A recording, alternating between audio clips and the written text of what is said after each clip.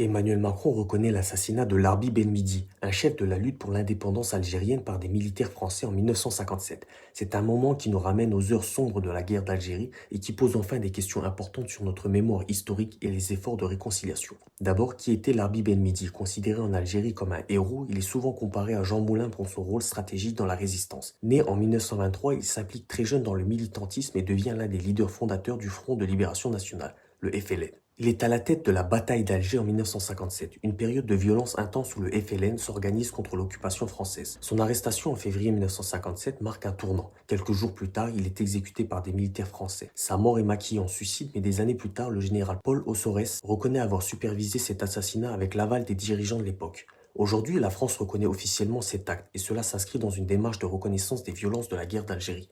Pour certains, c'est un geste symbolique important, une tentative de réconciliation. Mais pour d'autres, cette déclaration vient après le retour d'Emmanuel Macron du Maroc, où la proximité entre les deux pays se sont renforcées. Des déclarations sur la reconnaissance de la France sur le Sahara a fait surface, ce qui a ravivé des tensions diplomatiques avec l'Algérie. Cette reconnaissance de cet assassinat peut être un moyen de détourner l'attention sur cette situation avec le Maroc. Mais ce qui est sûr, une simple reconnaissance ne suffira pas à réparer des décennies de blessures. En Algérie, où Ben Bidi est perçu comme un symbole de la lutte contre le colonialisme, cette reconnaissance est peut-être bien accueillie, mais elle pourrait être vue comme insuffisante sans des actions plus concrètes. En France aussi, cela ouvre un débat. On est encore loin d'avoir intégré toute cette histoire dans notre mémoire collective. Et pour beaucoup, des gestes comme celui-ci sont importants pour mieux comprendre cette période et avancer dans un dialogue entre la France et l'Algérie. Alors, est-ce que cette reconnaissance de Macron est une vraie étape vers la réconciliation ou juste un geste symbolique de plus? C'est une question qui restera ouverte, mais une chose est sûre. Ce passé colonial reste une question sensible et chaque étape de reconnaissance compte pour que ces deux pays liés par l'histoire puissent regarder vers l'avenir. Bref, dites-moi ce que vous en pensez en commentaire, bien sûr, toujours dans le respect.